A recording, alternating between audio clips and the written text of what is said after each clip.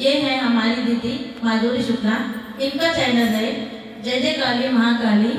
इनकी देवरानी को नाती हुआ, इस उपलक्ष्य में हम लोग भजन सोहर कर रहे हैं। आपको अच्छा लगे तो आप कमेंट में बताइए, सब्सक्राइब करिए, लाइक कीजिए। आपका आशीर्वाद हमें बनाए रखिए।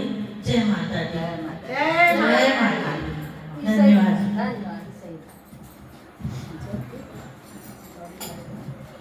मंगावा दीदी, उपलक्ष्य में दीदी गा रही हैं। हाँ। कई के